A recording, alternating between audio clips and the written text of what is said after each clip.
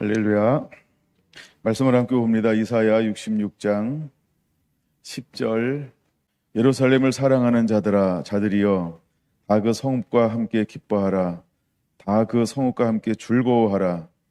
그 성을 위하여 슬퍼하는 자들이여, 다 그 성의 기쁨으로 말미암아 그 성과 함께 기뻐하라. 너희가 젖을 빠는 것 같이 그 위로하는 품에서만 만족하겠고,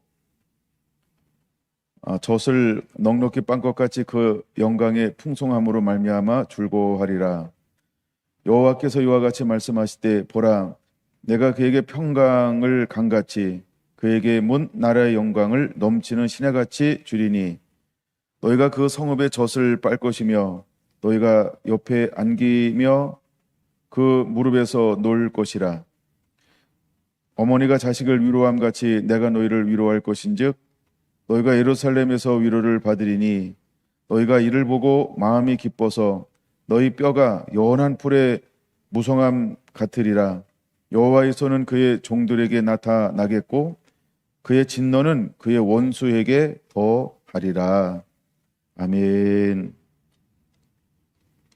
자, 오늘은 이사야 39번째 시간입니다. 제목은 기뻐하라 성결한 성도여. 제목은 기뻐하라 성결한 성도여, 이렇게 잡아봤습니다. 자, 이제 우리가 기뻐해야 하는 시즌에 들어가고 있습니다. 주님은 모든 것들을 회복하실 것입니다. 우리가 이 이사야 속에서 흐르는 문맥 중에 하나는 뭐냐 하면, 하나님이 이스라엘이 우상 섬기고 불순종함으로 바벨론을 통해서 유다를 이제 포로로 전부 끌고 갈 겁니다. 어떤 의미에서 이것은 유다의 멸망이라고 표현합니다. 두 번째는 바벨론에 의해서 성전이 완전히 해파되어질 겁니다. 예배가 무너지게 될 것이다를 보여줍니다. 우리가 하나님을 싫어하고, 우리가 하나님을 떠나고, 우리가 하나님을 불순종하고, 우리가 하나님을 찾지 않을 때 하나님은 두 가지를 전부 뺏어갑니다. 첫째, 우리의 편안한 삶을 완전히 뺏어가 버립니다. 둘째, 하나님은 예배할 수 없는 환경으로 우리를 완전히 짓눌러 버릴 것입니다. 짓눌러 버린다라고 하는 것은 무엇이냐면, 포로로 끌려가서 압제를 당하게 할 것이다. 그러니까 동물처럼 취급받게 하는 거죠. 포로로 끌려가면 일단은 인권, 주권, 어떤 인간의 존엄성, 이런 것들이 그 시대는 없죠. 그냥 하나의 종입니다. 노예입니다. 그래서 그렇게 하나님이 고난과 고통, 말할 수 없는 환난과 역경을 허용하신다라는 겁니다. 그래서 하나님께서 역경을 허용하는 이유는 무엇이냐 하면, 그 속에서 이제 하나님이 갈고 다듬고, 그래서 그 남은 자들, 거기서 회개하고 돌아와서 또 하나님을 찾는, 하나님을 배고파하는, 하나님을 부르짖는, 하나님을 원하고 바라는 사람들을 그 속에서 만들어 내는 것입니다. 언제나 하나님이 이런 방법을 사용하셨고, 또 지금 하시고 있고, 앞으로도 하셨고, 또 수없이 하셨고, 이 마지막 시대에도 하나님은 동일하게 그런 은혜들을 허용하실 거라는 겁니다. 지금도 누구에게는 고난이겠죠. 그 고난 속에서 하나님은 어떻게 하라고 그러는 걸까요? 원망과 불평과 하나님을 향하여 저주하고 하나님을 찾지 않고 그저 마음에 어떤 하나님을 향한 원망을 달고 산다. 그러면 그 사람은 그냥 소망 없이 희망 없이 사라져 버리는 겁니다.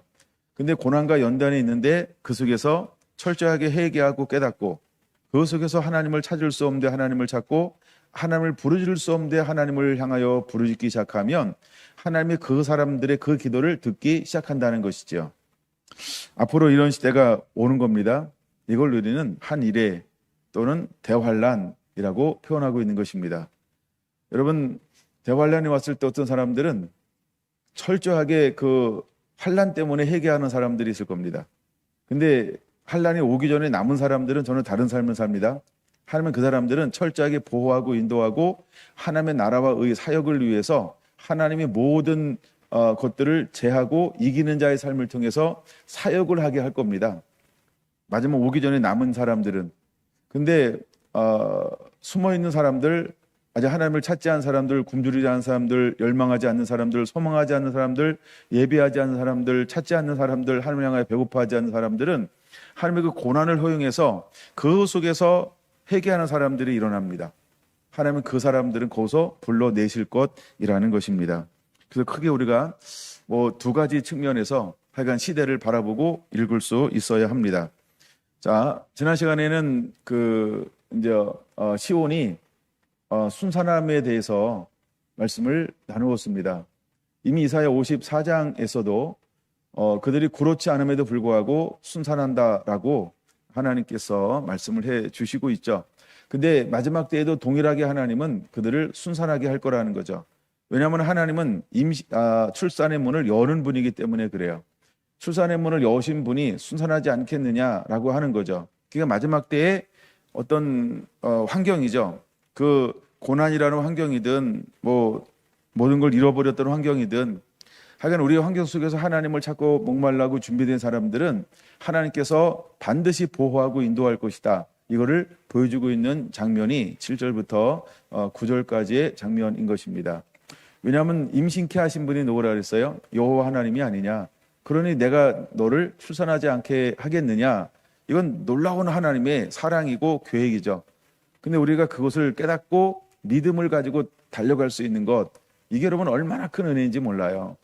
우리가 어떤 환경에 있어도 믿음을 잃어버리지 않는, 하나님을 향하여 원망하지 않고 하나님을 찾고 구하고 목말라고 원하는 이것이 우리 안에 있어야 할 줄로 믿습니다. 왜 예수님께서는 오셔서 단 사람들을 볼 때 대부분 뭘 보셨냐라고 했을 때 왜 믿음을 보셨냐는 거예요. 그러니까 믿음이 있어야 하나님이 일할 수 있다는 거예요. 믿음이란 뭐냐 하면 하나님의 말씀이 그 안에 심겨져서 그 말씀이 하나님을 향하여 반응을 나타내는 거죠. 우리 안에 하나님을 향한 반응이 있어야 돼요. 우리가 1차적으로 할 때 이걸 이렇게 알고 있잖아요. 요한계시록 3장 20절. 내가 문 밖에서 두드리노니 누구든지 내 음성을 듣고 마음의 문을 열면 내가 너에게로 들어가 너는 나로 더불어 먹고 나는 너로 더불어 살리라. 하나님은 그렇게 하고 싶기를 원한다는 거예요. 그러니까 먼저 하나님은 늘 우리가 연약할 때 우리를 사랑해 주었어요. 우리가 원수 되었을 때 하나님 우리를 사랑해 주었다. 우리가 아직 죄인 되었을 때 하나님께 우리를 사랑해 주었다. 지난 시간에 요한일서를 통해서 나눈 거죠. 우리가 사랑받을 수 없는 그때 하나님 우리를 사랑해 준, 여전히 하나님은 우리를 향하여 찾아오신다라고 하는 겁니다. 그 결정판을 보여주고 있는 것이 66장입니다. 우리가 66장 통해서 정말 하나님의 얼마나 우리를 사랑하시는지 그 마음을 우리가 좀 더 내었으면 좋겠다, 이런 마음이 있습니다. 자, 오늘은 10절과 15절까지를 14절까지를 중심으로 해서 나누게 될 것입니다. 예루살렘을 사랑하는 자들이여 사람들이여 라고 하는 것은 어떤 의미가 있을까? 여기 오면 하나님이, 예루살렘은 시온을 말하죠. 시온은 예루살렘을 말하죠. 이것은 회복될 나라들을 말하고 있는 거죠. 그 다음에 예루살렘은 신부라고 하는 의미도 있어요. 시온은 여성 명사로 쓰여지는데 그래서 신부라고 하는 그런 의미도 있습니다. 자, 마지막 때 이제 회복될 이 사람들 가운데 뭐라고 표현하고 있냐면 다 그 성읍과 함께, 성읍, 시온, 예루살렘을 말하죠. 함께 기뻐하라는 거예요. 다 성읍과 함께 즐거워하라고 하는 겁니다. 그러면 기뻐하고 즐거워하다. 우리가 어떻게 기뻐하고 즐거워해야 될까?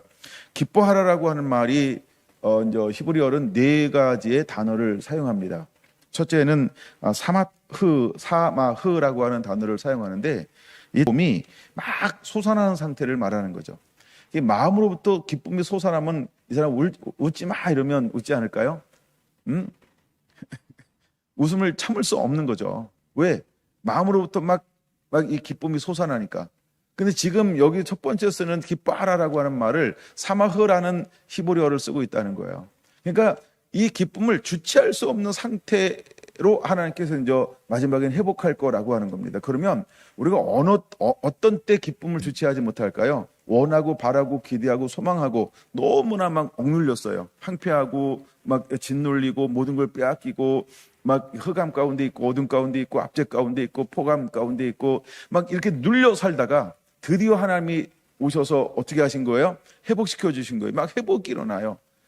그것을 맛볼 때 진정으로 그걸 기대한 사람들은 어떻게 할까요? 웃지 마 이런 뭐 기뻐하지 마 이런 거 웃지 않을 수 있을까요? 기뻐하지 않을 수 있을까요? 그렇죠? 마음속에서 막 그 기쁨이 용솟음 솟는 상태, 이 말을 사마흐 기뻐하라는 거예요. 마지막에 우리의 기쁨은 그런 기쁨이 일어나게 될 거라고 하는 겁니다. 두 번째는 다른 데 사용하고 있는 단어인데 길루라고 하는 단어가 있어요. 이 말은 하나님의 일을 즐거워하는 것, 뭐 이런 데로 사용하는 단어이기도 합니다. 세 번째는 시수라고 하는 단어가 있어요. 시수, 이 말은 수수라고 하는 데서 파생된 단어인데 이거는 의인에게는 복을 주시고 악인을 심판하시는 하나님을 기뻐하라 라고 할 때 시수 아니면 수수라고 하는 이런 단어를 사용하기도 합니다. 근데 또 하나가 있는데 마소스라는 단어인데 마소스는 수수에서 파생된 언어입니다. 그래서 기뻐하는 것은 하나님의 명령이라고 하는 거죠. 그러니까 우리가 기쁨이라고 하는 건 그냥 그 환경을 만날 때 자연적으로 오는 것, 우리가 가장 빨리 전염되는 것 중에 하나가 웃음이라고 그러죠. 우리가 한번 하하하하 하고 누가 며칠 이렇게만 웃으면 금방 그 웃음이 전염되는 것처럼 기뻐함이라고 하는 환경이 반드시 하나님께서 마지막 때에 이제 예비에 놓고 있다라고 하는 겁니다. 근데 무엇 때문에 이렇게 기뻐하고 즐거워하고 행복해 할까요? 무엇 때문에 이렇게 기뻐할까요? 간단합니다.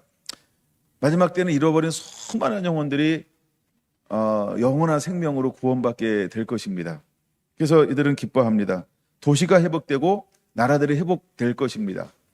도저히 회복할 수 없는 환경, 도저히 일어날 수 없는 무엇인가 어떤 이렇게 변화될 지점이 어떤 그런 게 낌새가 전혀 없었는데, 그 이름도 없이 빛도 없이 아무도 모르는 그 의로운 사람들이 이 땅 가운데 부르짖고 하나님의 그 소리를 듣고 이 땅에 임하심을 통해서 도시가 회복되고 나라가 회복될 때 그들은 기뻐하게 될 것입니다.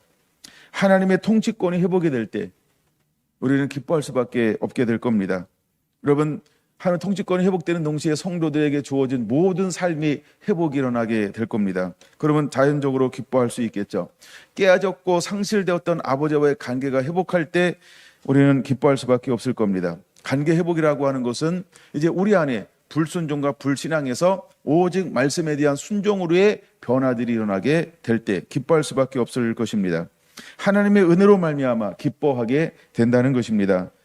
여러분, 하나님의 왜 기뻐하게 될까요? 우리가 하나님께 불순종하여 하나님을 떠나 죄 가운데 살 때는 어떤 것도 공급이 되지 않았어요. 최소한의 것이 공급이 됐고 어떤 때 그것마저도 차단된 상태에 있었죠.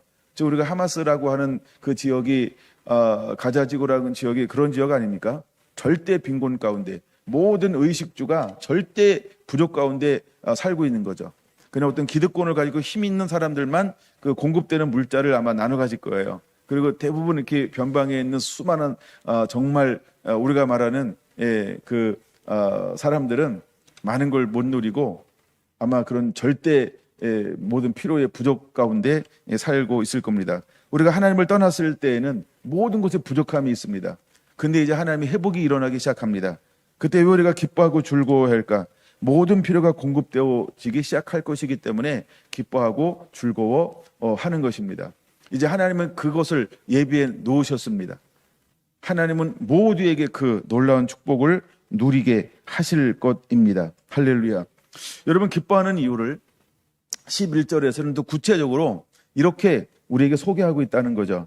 일단 10절에서는 기뻐하고 즐거워하라, 기뻐하고 즐거워하라라고 말하면서 이것을 즐거움까지 합친다 그러면 4번에 걸쳐서 기뻐하라, 즐거워하라라고 우리에게 말씀하고 있다라고 하는 겁니다. 그럼 기뻐하는 이유가 어디냐는 거예요. 기뻐할 만한 뭔가 있어야 되잖아요. 근데 그 이유를 크게 두 가지로 나누고 있다는 거죠. 11절, 너희가 젖을 빠는 것 같이 그 위로하는 품에서 만족을 얻을 것이기 때문에 라고 하는 것입니다. 이제 여러분, 우리가 어머니의 품 속에 있는 아이를 비유하면서 우리에게 기뻐할 이유를 설명하고 있는 것입니다.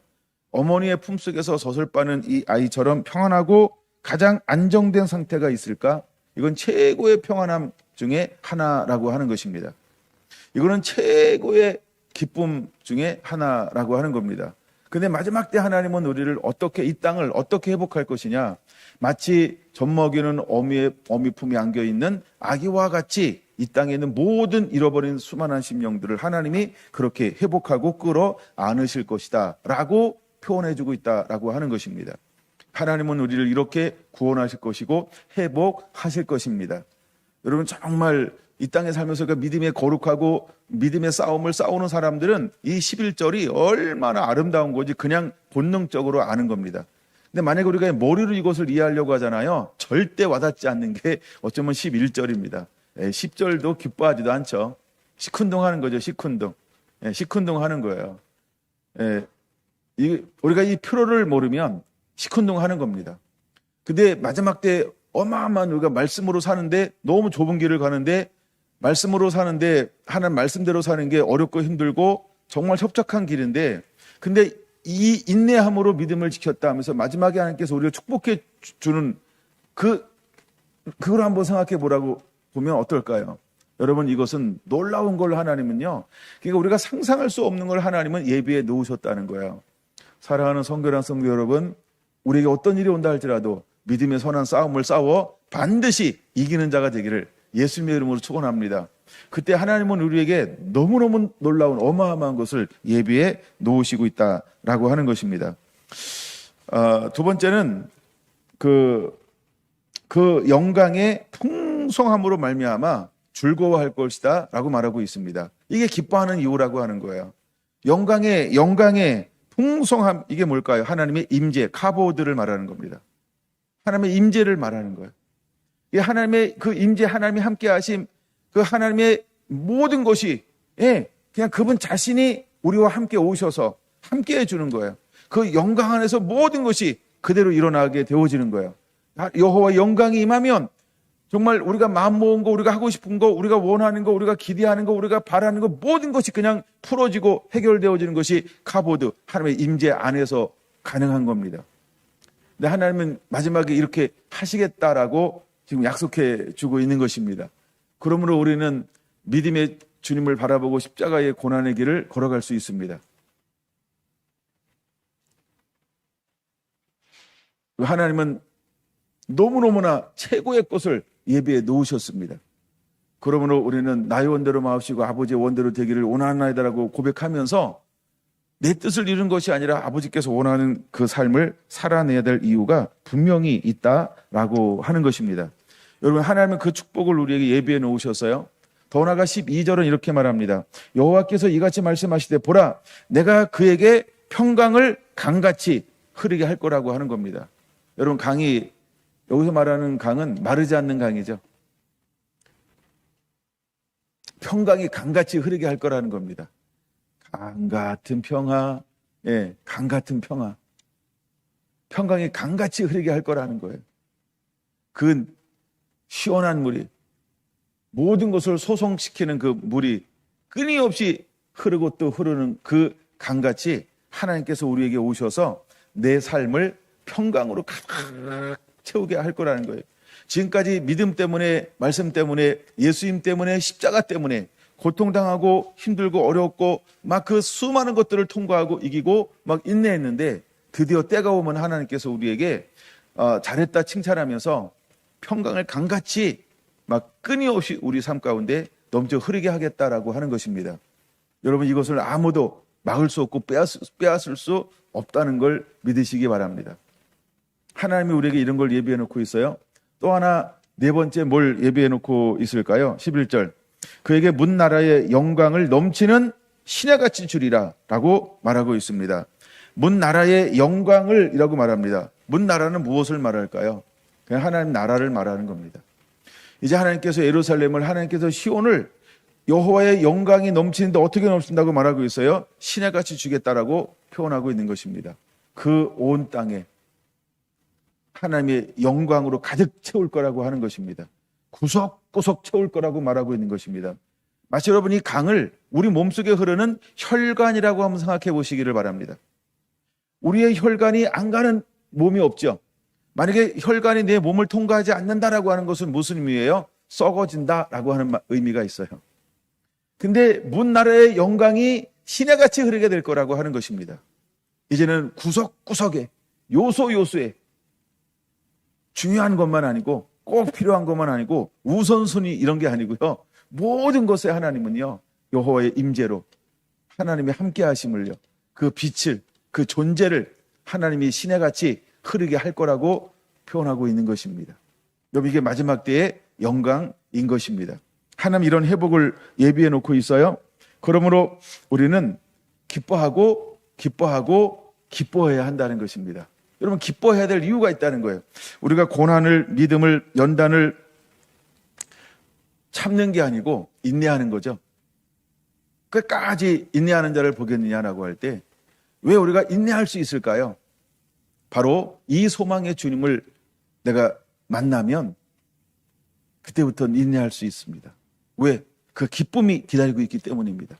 그 영광이 기다리고 있기 때문에 그렇습니다. 그 젖을 먹이는 어머니의 품으로 우리들을 안아줄 것이기 때문에 그렇습니다. 여러분 이 네 단어를 꼭 기억하시길 바랍니다. 하나님은 이것을 예비해 놓으셨다라고 하는 겁니다. 근데 어머니의 품을 표현할 때 표현하는 하나의 표현이 있었죠. 12절에서 어떻게 표현하고 있나요? 11절에서 뭐라고 표현하고 있어요? 위로하는 품에서 이렇게 말하고 있습니다.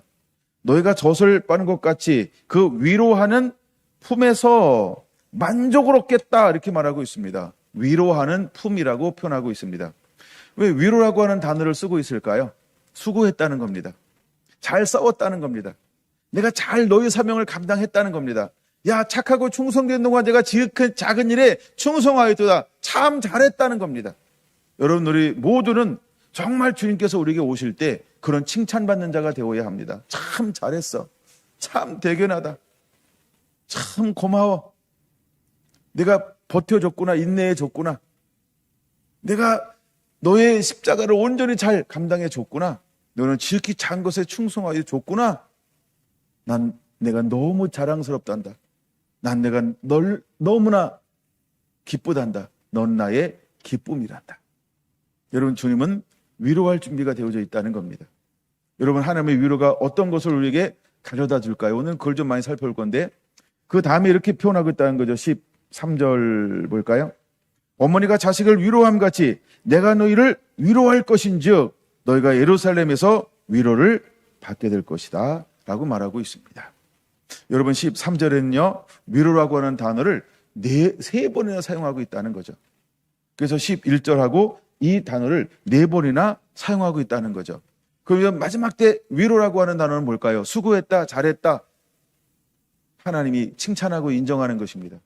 마치 예수님께서 세례를 받고 올라오실 때 하늘에서 그를 향하여 음성이 들려오기 시작한다는 것. 너는 내 사랑하는 아들이요, 너는 내 기뻐하는 자로다 라고 말입니다. 그리고 예수님이 마지막 십자가상에서 마지막 고백을 하고 있다는 것이죠. 다 이루었다. 그때 하나님이 예수님을 향하여 할 수 있는 게 뭘까요? 위로하는 겁니다. 잘하였도다. 고맙다. 끝까지 인내해줘서 고맙다. 끝까지 너의 길을 다 달려가줘서 고맙다. 내가 전부를 버리고 많은 사람들을 위해서 너의 십자가를 져줘서 참 고맙다. 여러분 최고의 위로를 주님은 기다리고 있다라고 하는 것입니다. 여러분은 어떤 위로를 받을 때 힘을 얻을까요? 그러므로 사랑하는 여러분 위로를 많이 하는 자가 되기를 원합니다. 위로할 때 그냥 위로를 받습니다. 새 힘을 얻습니다. 비상할 수 있습니다. 초월적인 힘이 만들어질 수 있습니다. 여러분 위로하는 자가 되기를 바랍니다. 주님 마지막 때 우리를 향하여 뭘 예비하고 있을까요? 위로를 예비해 놓고 있다라고 하는 겁니다. 잘했다라는 겁니다. 잘했다라고 하는 것입니다. 여러분 그렇게 하나님이 위로할 준비가 되어져 있습니다. 그 하나님이 위로를 다 했을 때 그 다음에 오는 것 중에 하나가 무엇이냐 하면 이게 이제 마지막에 또 한번 다룰 건데 14절에 이렇게 말합니다. 너희가 이를 보고 마음이 기뻐서 너희 뼈가 연한 풀의 무성함 같으리라 이렇게 말하고 있습니다. 연한 풀에 너희 뼈가 연한 풀의 무성함 갖게 될 거라고 표현하고 있는 것입니다. 풀은 무엇을 말할까요? 우리의 삶을 말합니다. 우리의 인생을 말합니다. 우리의 몸을 말합니다. 우리의 삶을 말하는 것입니다. 성경에 이런 비유가 있죠. 솔로몬의 영광도 저 들꽃 하나만도 못하도다 라고 하는 것처럼, 연한 풀이라고 하는 것은 여기서 뭘 의미하냐면 그냥 우리 자신을 말하는 거예요. 우리 삶, 우리의 인생, 우리가 사명 때문에 걸어갔던 그 길, 이것을 말하는 겁니다. 예수님으로 말하면 공생애를 말하는 거죠. 여러분, 사도 바울로 말하면 부름받고 주님이 그를 부르시는 그날까지의 모든 사역의 전 일생을 표현하는 것이 풀이라는 단어입니다. 근데 하나님께서 풀을 어떻게 하시겠다라고 말하고 있냐는 것이지요. 예, 무성한 풀과 같이 만들어 줄 것이다 라고 말하고 있습니다. 그럼 아주 풀려줘야 될 또 하나의 단어는 뼈입니다. 뼈는 무엇을 의미할까요? 뼈. 근데 왜 하필은 뼈라고 이야기할까요? 너의 뼈가 라고 말하고 있습니다. 너의 뼈가 라고 말하고 있습니다. 너의 뼈가, 그러니까 생각나는 게 있네요. 여자. 왜 여자가 생각나는지 아시죠? 너의 뼈가 연한 풀같이 무성하리라 라고 말하고 있습니다. 여러분, 여자들만이 가지고 있는, 여자들만이 받아내고 할 수 있는 일이 하나 있습니다. 물론 이번 집회 동안에 그런 부분들을 좀 다룰 건데요. 물론 그걸 다루는 게 아니라 그 다른 걸 다룰 건데요. 씨라고 하는 걸 좀 다루고 싶어요. 씨. 여자들이 가지고 있는, 또 품어내고 받아낼 수 있는 씨. 여자는 무엇으로 만들었을까요? 뼈로 만들었다는 겁니다.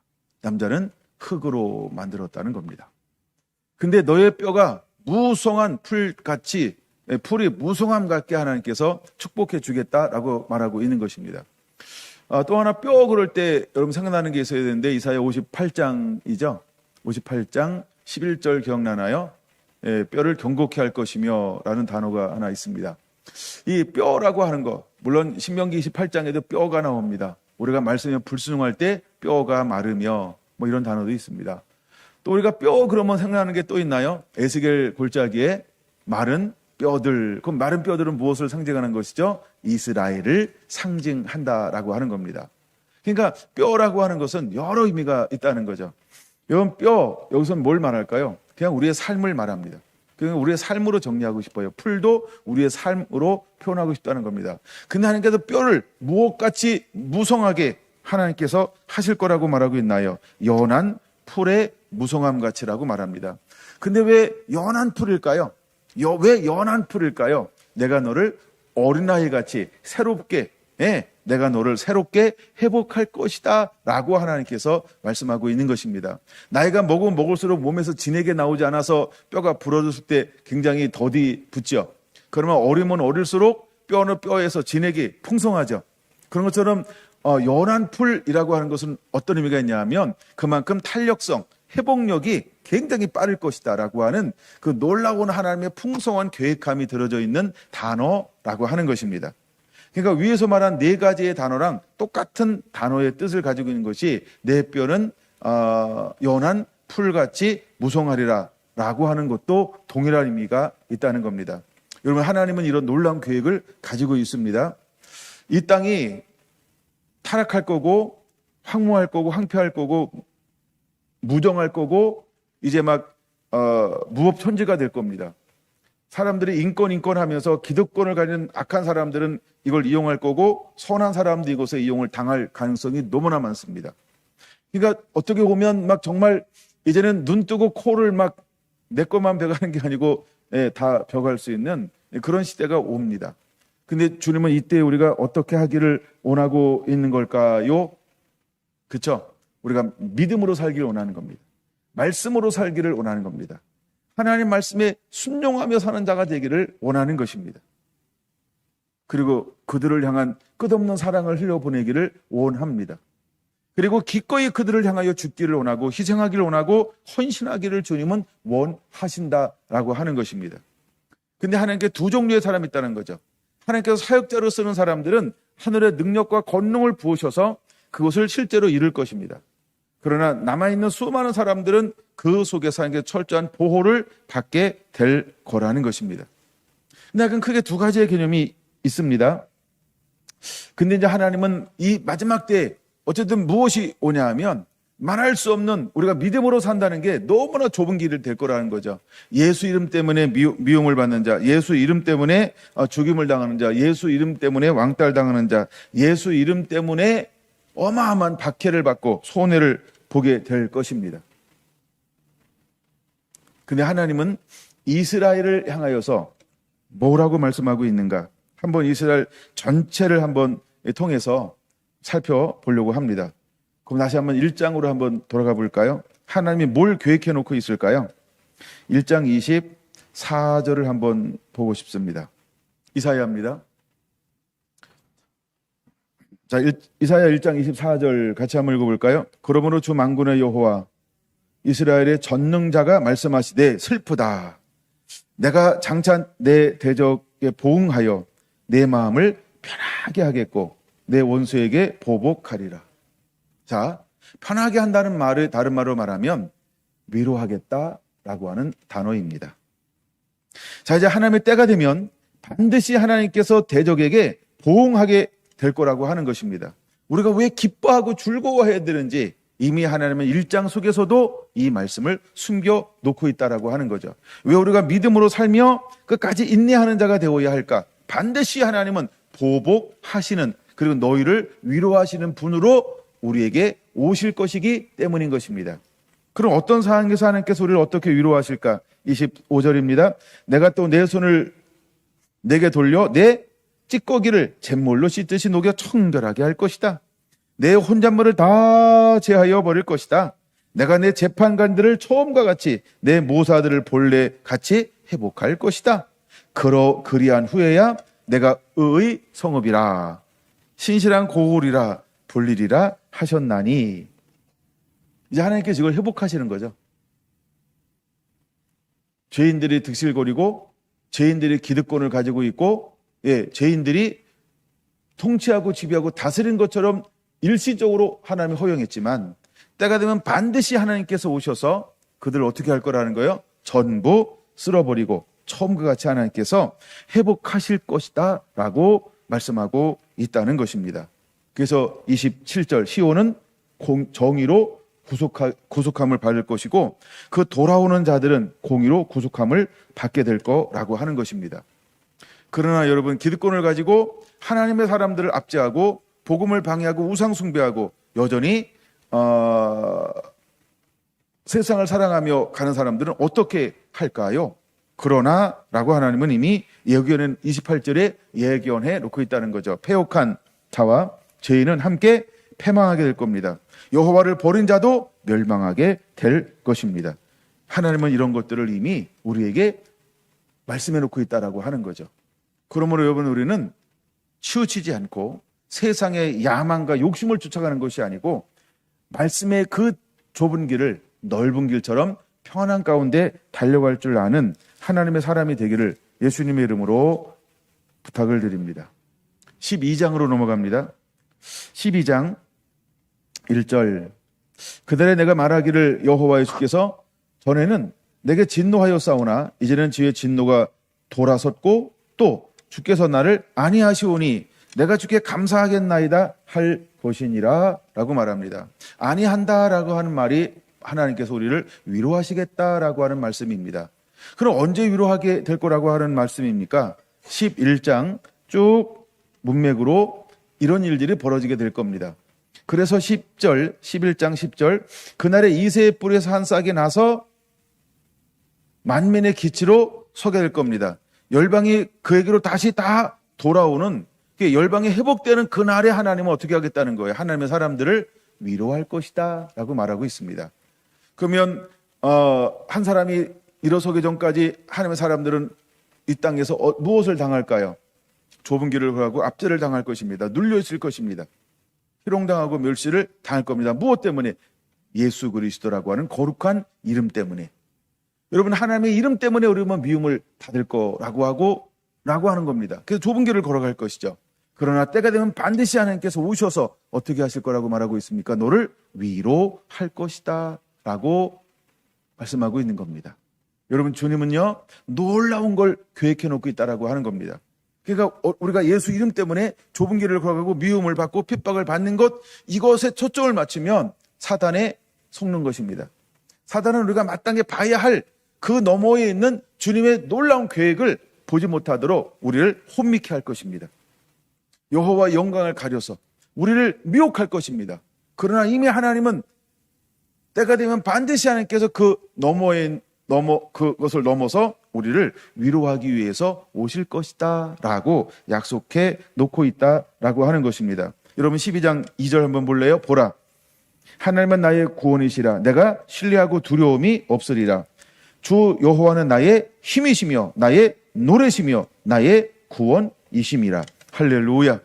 여러분 이거 하나만 우리가 온전히 붙잡아도 이제 우리가 예수님 때문에, 믿음 때문에, 신앙 때문에 어떤 것을 당한다 할지라도 보여지는 환경을 보는 것이 아니라 이것 너머에서 끝까지 내가 인내하고 잘했다 칭찬들을 그 때가 되면 반드시 그분은 오셔서 우리에게 뭐라 할 것이다, 위로해 줄 것이다 를 바라보는 자가 되기를 예수님의 이름으로 축원합니다. 자, 17절부터 39장까지는 이방인의 심판이 나오니까 거기는 위로가 거의 안 나타나죠. 그러나 그것이 끝나고 나는 바로 40장에 하나님은 뭐라고 말씀하고 있냐는 거죠. 40장으로 한번 넘어가 볼까요? 40장 이렇게 말합니다. 1절 같이 한번 읽을까요? 시작. 너희의 하나님이 이르시되 너희는 위로하라. 내 백성을 위로하라. 할렐루야. 끝나자마자 바로 시작되는 게 뭘까요? 하나님은 우리를 위로하시겠다는 겁니다. 그러면 우리는 믿음의 선한 싸움을 싸워야 하는 겁니다. 이 눈에 아무 증거 보이지 않아도 믿음만을 가지고 걷는 자가 되기를 예수님의 이름으로 축원합니다. 하나님은 뭘 예비해 놓고 있을까요? 어머니의 품속에서 젖을 먹는 아이처럼 우리를 위로해 주실 것입니다. 우리 하나님은 위로하는 하나님이라고 하는 걸 기억하시기를 바랍니다. 2절입니다. 너희는 예루살렘의 마음이 닿도록 말하며 그에게 외치라. 자, 그의 노역의 때가 끝났다. 그 죄악의 사함을 받았느니라. 그의 모든 죄로 말미암아 여호와의 손에서 벌을 배나 받았느니라. 하나님 이것을 준비해 놓고 있다라고 하는 겁니다. 여러분, 우리가 위로가 시작될 때 하나님께서 뭘 예비해 놓고 있나요? 한마디로 말하면 이제 40장 3절부터 소개되어지는 한 사람이 있죠. 우리 이 사람이 누군지 다 알잖아요. 주의 오실 길을 예비하는. 그럼 마지막 때 주님의 오심을, 그럼 초창기 세례 요한은 오심 예비하는 사역을 감당했어요. 그럼 마지막 때 또 하나님은 어떤 사람을 예비할까요? 재림을 예비하는, 주의 오심을 예비하는 마지막 두 증인이 일어나게 될 거라는 거죠. 주님의 신부들이 단장되어지고 준비되어지게 될 거라는 거죠. 여러분들은 무엇을 향하여 달려가야 할까요? 이제 다시 오실 주님을 바라보면서 실망과 낙심 가운데 있고 절망 가운데 있는 수많은 사람들을 위로하는 자로 우리는 일어나야 한다라고 하는 겁니다. 그래서 주님은 40장 3절부터 11절까지 이제 이 사역을 예비해 놓고 있다라고 하는 것입니다. 그 부분은 여러분들 잘 아니까 그냥 그 정도 보고 넘어갈까요? 근데 이것은 너무너무 중요한 거예요. 마지막에 반드시 하나님은 이런 사역과 사람을 하나님은 일으킬 거예요. 처음에 주님은 세례 요한을 일으켰어요. 그다음에 하나님은 두 증인을 일으켰어요. 두 증인은 남은 자들일 거예요. 남은 자는 신부를 말하는 거예요. 그러면 여러분 우리는 두 증인이 되어야 합니다. 남은 자가 되어야 합니다. 주님의 신부가 되어야 한다라고 하는 것입니다. 근데 3절 한번 보세요. 이 사람이 하는 주 사역이 뭐냐는 거죠. 3절 이렇게 말합니다. 외치는 자의 소리요 라고 말합니다. 이제 우리는 마지막 때 뭘 하는 자가 되어야 할까? 외치는 자의 소리여야 한다는 겁니다. 6절을 보겠습니다. 말하는 자의 소리여 이르되 외치라. 우리는 무엇이 되어야 할까요? 말하는 자의 소리가 되어야 한다라고 하는 겁니다. 9절 볼까요? 아름다운 소식을 시온에 전하는 자여 라고 말합니다. 이제 두 증인은 신부는 뭘 하는 자냐는 거예요. 외치는 자의 소리여야 합니다. 아멘. 말하는 자의 소리여야 합니다. 아멘. 9절 아름다운 소식을 시온에 전하는 자이어야 합니다. 아멘. 하나님은 우리 보고 외치라라고 말하고 있습니다. 여러분 66장에서 기뻐하는 이유가 어디에 있나요? 바로 어머니의 젖을 빠는 유아처럼 이제 만족함을 얻게 될 거라고 하는 것입니다. 그의 배고픔이, 그의 갈증이 완전히 사라지고 없는 상태까지 그는 빨게 될 거라고 하는 것입니다. 그러니까 모든 필요가 충만하게 채워지기까지 하나님은 그 하나님의 꼴을, 하나님의 능력을, 하나님의 사랑을 부어주게 될 거라고 말하는 것입니다. 그러면 우리는 뭘 해야 할 이유가 있을까요? 끝까지 포기하지 않고 외쳐야 할 할렐루야. 이제 그런 힘이 나지 않을까요? 우리가 아무리 외치고 외쳐도, 우리가 금강석같이 얼굴을 바꿔가면서 에스겔처럼 외치고 또 외쳐야 될 그 이유, 아무도 듣지 않다 할지라도 이사야처럼 외치고 또 외쳐야 될 그 이유가 분명히 있다라고 하는 것입니다. 점점 시대는 복음에 대해서, 하나님에 대해서 무관심하는 시대로 가고 있습니다.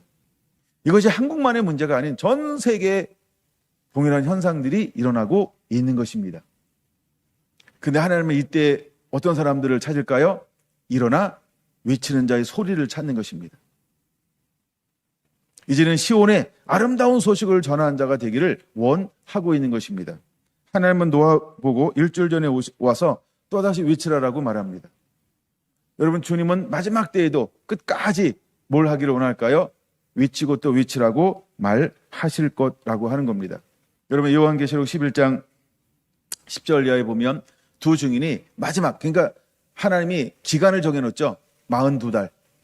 42달 맞나요? 3년 6개월 맞나요? 1260일 맞나요? 성경은 세 단어를 이렇게 사용합니다. 같은 단어입니다. 42달 동안 위실 것이다, 예언할 것이다. 1260일 동안 예언하게 될 것이다. 그 다음에 한때, 두때, 반때 사역하게 될 것이다. 한때가 1년을 말하는 거예요. 그래서 3년 6개월 동안 이게 동일한 단어입니다. 마지막에 하나님은 이런 사람들을 하나님이 부르고 있는 것입니다. 다시 주님이 오게 하실 수 있는 사람, 잃어버린 영혼들에게 아버지의 마음을 선포할 수 있는 사람, 그 다음에 순, 꽃, 그 다음에 꽃을, 그 다음에 피어있는 새순, 그들을 깨우고 흔들어 놓을 수 있는 사람들, 하나님은 그 사람들을 지금도 부르고 찾고 있다라는 겁니다. 여러분, 외칠 준비가 되었나요? 하나님은 그 사람들을 통하여 일하실 것입니다. 49장으로 한번 넘어가 보려고 합니다. 49장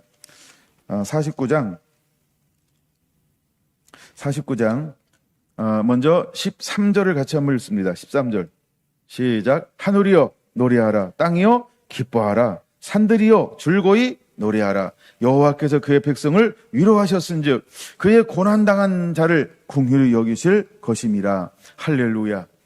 그러므로 기뻐하고 즐거워하라고 말하고 있습니다. 이제 하나님은 위로할 때가 되었다는 겁니다. 그럼 하나님께서 어떻게 그들을 위로할까요? 8절 이렇게 말합니다. 지금은 은혜의 때라. 지금은 구원의 날이라. 그래서 은혜의 때라, 내가 응답할 것이고, 지금은 구원의 날이라, 내가 너를 도울 것이다. 내가 장차 너를 보호하여 너를 백성의 언약으로 삼으며 나라를 일으켜 그들에게 그 항모하였던 땅을 기업으로 상속하게 하리라. 할렐루야. 황무했던 땅을 하나님께서 이 위치는 자에게 무엇으로 주겠다 약속하고 있습니까? 유업으로 주겠다는 겁니다. 그러면 이 사람은 그 황무한 땅을 무엇으로 기용할 수 있을까요? 풍성한 땅으로 기용할 수 있는 능력을, 그러니까 지극히 작은 것에 충성한 자에게 많은 것을 맡기는 것. 왜 작은 것에 충성하는데 더 많은 것으로 맡길까요? 그는, 그렇죠? 하나님의 준 것을 가지고 나가 그대로 삶을 살아냄을 통해서 풍성한 땅으로 만들 수 있기 때문인 것입니다. 그러므로 살아가는 성도 여러분, 우리에게 주어진 일에 어떻게 감당하고 있느냐는 굉장히 중요한 것입니다. 여러분들이 그 삶을 감당해내기를 원합니다. 할렐루야. 51장 3절을 보겠습니다. 51장 3절 시작. 나 여호와가 시온의 모든 황폐한 곳을 위로하여 그 사막을 에덴 같게, 그 광야를 에덴의 동산 같게 하였나니 그 가운데 기뻐함과 즐거워함과 감사함과 창하하는 소리가 있으리라. 자, 하나님의 때가 되면 그들을 위로할 거라는 겁니다. 하나님이 위로하다, 하나님이 품을 거라고 하는 거예요. 그러면 그때 어떤 놀라운 역사가 일어날까요? 그냥 3절만 봐도 너무너무 놀랍지 않나요? 사막이 에덴 같게 될 겁니다. 광야를 여호와의 동산 같을 거라고 사람들이 이야기하게 될 거라는 것입니다. 근데 1절 보면 이렇게 말합니다. 51장 1절 의를 따르며 여호와를 찾아 구하는 너희는 내게 들을지어다. 이제 마지막 때 이 여호와를 찾는, 그 다음에 위로를 받고 하나님께 붙들려 쓰임 받는 이 한 사람들은 뭘 하는 사람일까요? 여호와를 따르고 여호와를 구하고, 예, 그 사람이 나가서 그들을 향하여 소리를 발하게 될 거라는 겁니다. 그리고 그 소리에 반응할 때 수많은 사람들이 돌아오게 되는 놀라운 역사를 하나님은 우리에게 보여주고 있습니다. 자, 그들이 돌아올 때 어떻게 돌아올까요? 51장 12절 한번 볼까요? 이르시되 너희는 위로하는 자는 나 곧 나이니라. 여러분, 먼저 하나님의 사람들을 위로하는 자는 누굴까요? 여호와 하나님이 위로하게 될 겁니다. 그래서 하나님의 대신에 그렇죠? 신부가 두 증인이 나가서 그들을 위로해야 하는 것을 보여주는 거죠. 좀 더 읽어볼까요? 너희는 어떠한 자이기에 죽을 사람을 두려워하며 풀같이 될 사람의 아들을 두려워하느냐? 하늘을 펴고 땅에 기초를 정하고 너를 지으신 자 여호와를 어찌하여 잃어버렸느냐? 너를 멸하려고 준비한 저 학대자의 분노를 어찌하여 항상 종일 두려워하느냐? 학대자의 분노가 어디 있느냐? 결박된 포로가 속히 놓일 것이니 죽지도 아니할 것이요 구덩이에 내려가지도 아니할 것이며 그의 양식이 부족하지도 아니하리라. 나는 내 하나님 여호와라. 우리를 위로하시는 분이 누구인지를 깨달아야 합니다. 우리가 하나님을 온전히 붙잡고 있으면 누가 보이지 않나요? 학대하는 자, 빼앗는 자, 포악자. 이들에게 초점을 두는 게 아니라는 거예요. 우리를 죽이려고 하는 사람들에게 초점을 두는 게 아니고 그냥 무섭고 두렵고 떠는 것에 초점을 두는 것이 아니고 우리의 초점이 어디에 있어야 할까요? 그렇죠? 하나님께 위로자에게 초점이 있어야 한다라는 것입니다. 16절 같이 한번 읽어볼까요? 내가 내 말을 내 입에 두고 내 손을 그늘로 너를 덮었나니 이는 내가 하늘을 펴며 땅에 기초를 동하시며 시온에게 이르기를 너는 내 백성이라 말하기 위함이니라. 여러분, 나의 정체성이 누구인지를 명확하게 할 때 우리는 기뻐하고 함께 즐거워합니다. 그리고 일어나 나가서 주께서 우리에게 주시는 이 놀라운 하나님의 계시해 주시는 하나님의 말씀을 강하고 담대하게 선포하는 소리가 될 줄로 믿습니다. 여러분, 주님은 마지막에 어떤 사람을 원할까요? 소리를 낼 수 있는 그 소리를 바라는 그 한 사람을 하나님은 찾고 있다라고 하는 겁니다. 여러분이 하나님을 찾는 그 소리가 되기를 예수님의 이름으로 축원을 드립니다. 54장으로 넘어가서, 자, 54장에 드디어 이제 하나님께서 우리를 위로하기 시작하는데 어떻게 또 다시 위로할까요? 어떻게 위로할까요? 이렇게 말합니다. 11절을 보겠습니다. 11절.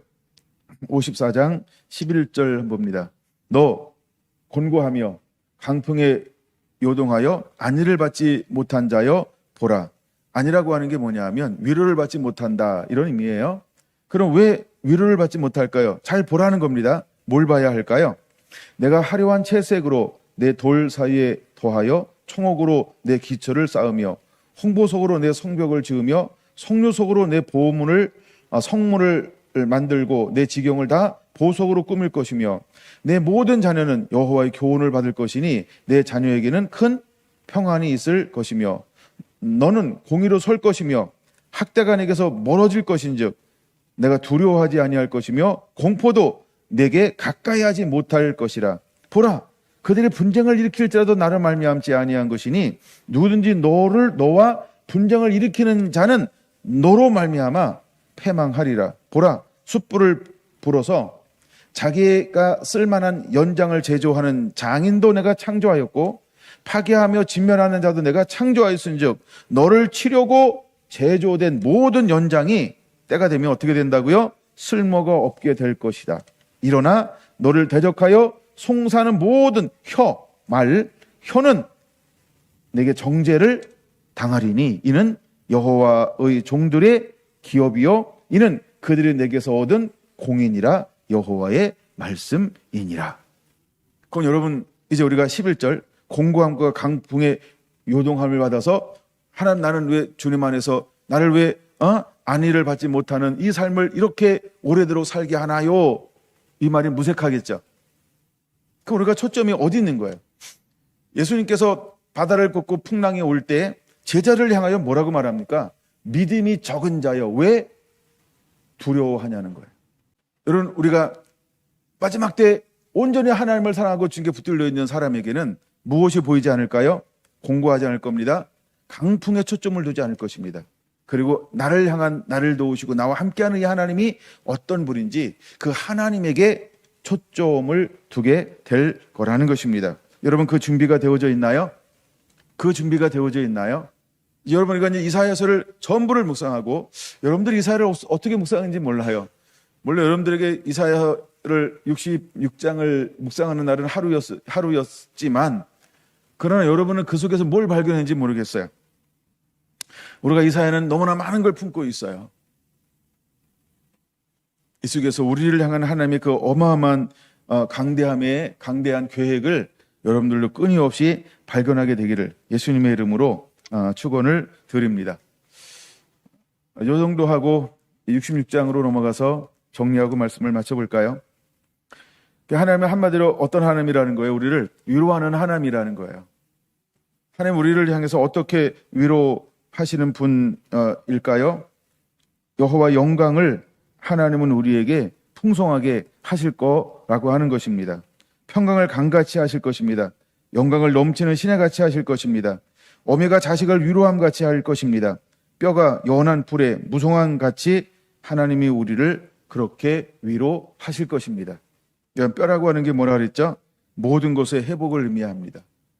하나님은 모든 것을 회복해 주실 것입니다.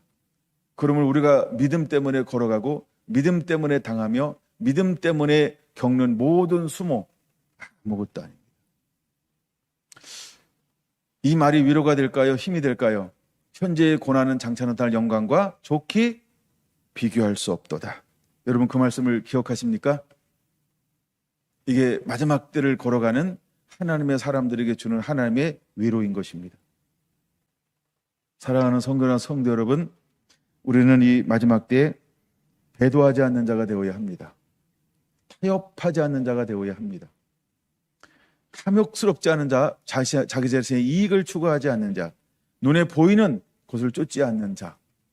이제 우리는 위에서 부르신 부르심의 상을 바라보면서 끝까지 기쁨과 즐거움으로 달려갈 줄 아는 그 하나님의 사람들이 되기를 예수님의 이름으로 축원을 드립니다. 기도하겠습니다.